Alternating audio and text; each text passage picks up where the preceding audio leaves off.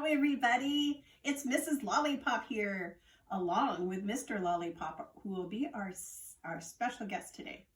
So we are going to take a look at a very special country called India.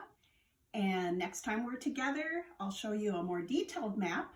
But for today, let's take a look at where India is. Here's the United States, and we live right up here. And India is clear across the globe over here. And so it's about halfway around the world. So right now at my house, it is a little bit after 4 o'clock in the day. And in India, it's about 3:30 or 4 o'clock in the morning. So their time difference is a lot different than us because they live so far away. So I wanted to show you a few things from India before we get into our lesson. So in India, their money is called rupees. And this is what it looks like. This is a 500 bill, 500 bucks they call them there, or rupees. And so for 500 rupees, you can probably buy a really nice toy. You could probably buy a movie. You might be able to get a dinner. And you might be able to get a really fun dress or cool pants and a shirt for this much money. Okay? And this is 100 rupees. And for this much, it's probably worth about $2. And so for $2, you might be able to get a nice dessert or a coffee, or you might be able to get maybe a plastic, not very nice toy with $2. But you can still buy quite a bit in India for 100 rupees. And this is 10 rupees. And 10 rupees is only worth about 20 cents. And so you're not going to be able to get very much for 10 rupees in India, or at least if you were to buy something here. But in India, you could get vegetables to feed your family for dinner with 10 rupees, which is pretty cool. So a lot of workers, this is all they make during a day is 10 rupees. Can you believe that? Just enough to get their family vegetables for the day. So that's a little bit about their money. And let's take a look at how they make art in India. This is actually a really fancy invitation to a wedding. And you'll see that they like to show their people from the side, a little bit like Egyptians do. And yet they show the eye, the whole eye, a little bit like Egyptians do as well. So their art is very beautiful, and we'll look at a little bit more of that in the future. Here are some carved things that are made in India. This is a little table. As you can see, it's all carved around here. And then it has a little brass inlay of a leaf in the middle. Here are a couple of stamps. And you can take a drawing to these wood carvers, and for about 50 rupees, which is about $1, they will make you a special stamp out of wood with your drawing. Isn't that amazing? These are really beautiful. And they have a lot of places that make brass, and especially there's one city. Chuck, do you remember the name, Mr. Lollipop? Moradabad. Moradabad, who makes a lot of brass things. This is a little candle. You put some oil in the bottom and a little piece of string, and you light it, and it's like a little candle. And then these are all little tiny boxes, again made out of brass. These two are. And then these two boxes are called paper mache. So it's a different kind of paper mache than we would call what we do here in the United States. And you'll notice how detailed, oh my goodness, all the painting is. It's like they must use a brush with like 3 hairs in it because the painting is so detailed. Same with this plate. It is just incredible. It is so detailed, and it's all hand painted. Isn't that crazy? It's so cool. And sometimes they like to make toys with painting on them. This is a little elephant made out of metal. And so some of their toys have that kind of fancy painting on them as well. So we are going to be doing art exchange with India, and we thought it would be super fun for people to see either what you are doing during this time when you don't have to go to a physical school, where you're home with your family. If you could draw a picture of something that you have enjoyed doing with your family, that would be great. Or if you want to draw something that you enjoy eating. So this is actually a drawing I did of a Thanksgiving dinner. The gravy looks a little scary, sorry about that, but there's potatoes and gravy and turkey and cranberries and milk and cherry pie with ice cream on top, green beans and stuffing. So this is the card that I made that I'm going to be sending to India over the internet for our art exchange. So it doesn't matter what size you do it on or even what kind of paper. You can just use something that you have around the house, like a paper bag even, if you can't find a piece of plain white paper. So I'm just going to cut myself a piece right out of this bag. And I'm going to use this for my drawing. Now it might look just a little odd with these strings, so I'll have to cut those guys off. But I still have a surface that I can draw on. So the first thing I'm going to do is take a pencil or a Sharpie. I'm going to take a Sharpie so that I can save a little bit of time. And I'm going to draw something that I've enjoyed doing here at home. So I think I'm going to make a book, because I've gotten to read a lot more than normal.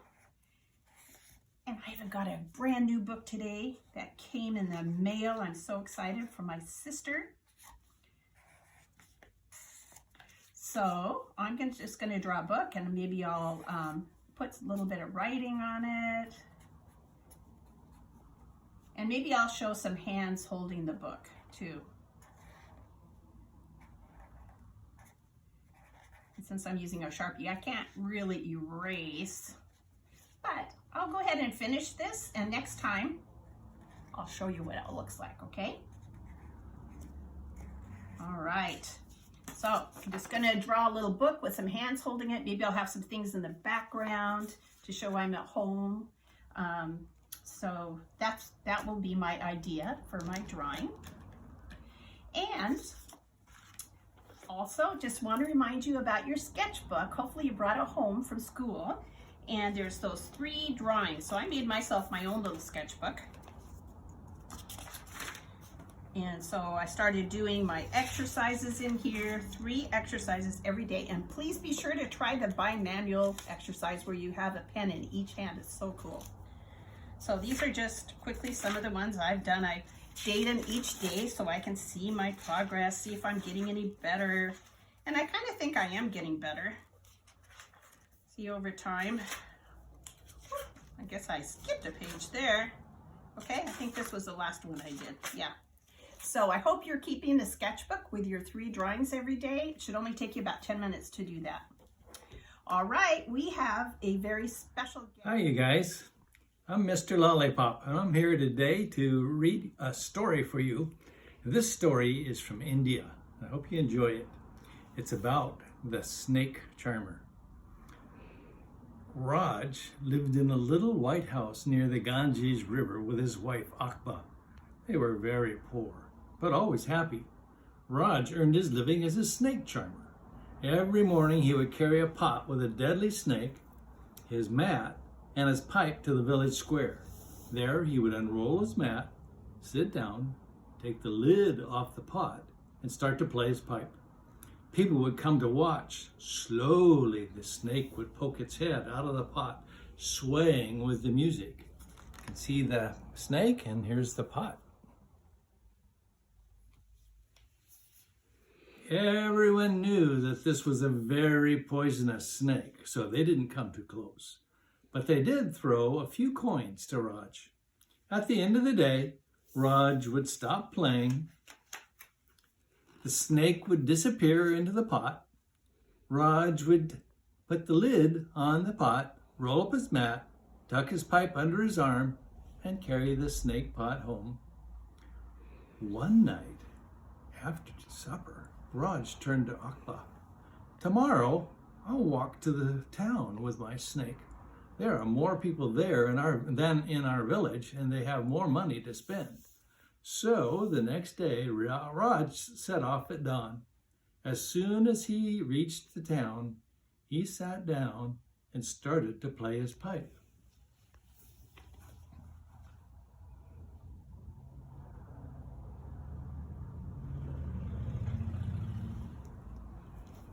The snake reared out of the pot.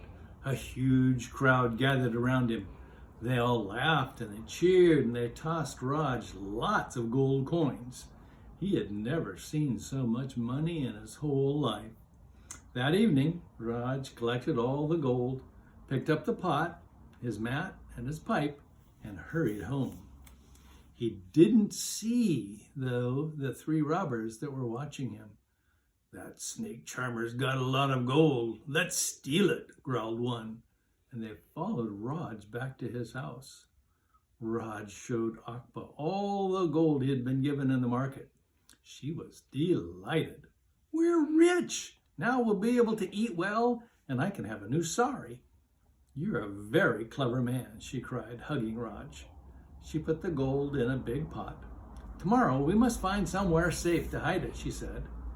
But she didn't notice the three robbers secretly watching her through the window. That night, when they were in bed, Akba heard a noise outside the house. "Raj, what's that?" she asked, sitting up. "Oh, it's probably only a stray dog. Go back to sleep," replied Raj, yawning.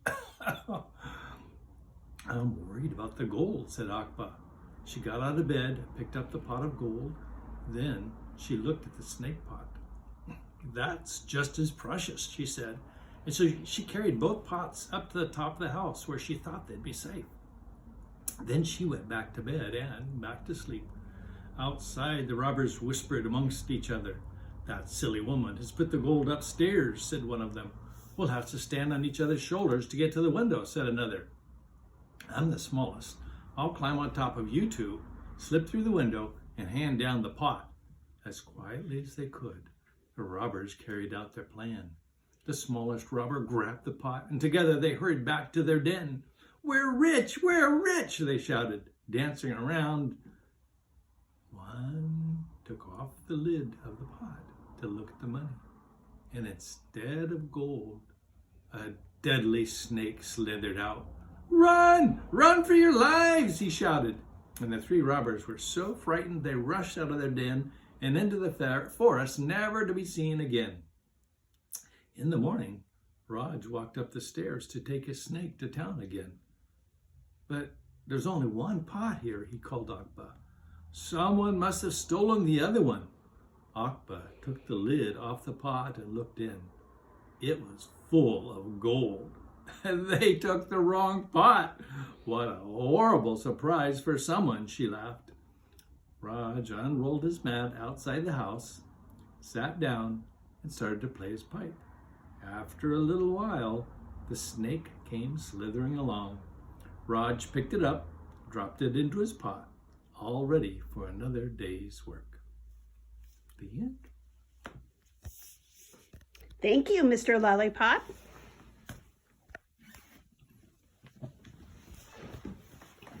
So before we go, I just want to remind you that you can either do an art project of something you like doing when it's break time, like right now, something that maybe you and your family enjoy. This is a couple of hands holding a book, because I like to read right now. Or you can do your favorite meal. This is a turkey dinner, like a Thanksgiving dinner, with mashed potatoes, gravy, turkey, cranberry sauce, all the fixings. So you can do either a favorite meal or your favorite activity. And then if you could email me your artwork at jlindleybethelsd.org, and I'll make sure that a student in India gets your artwork and that you get a piece of artwork from them. So goodbye, my most amazing art students. I sure do miss you. Bye-bye.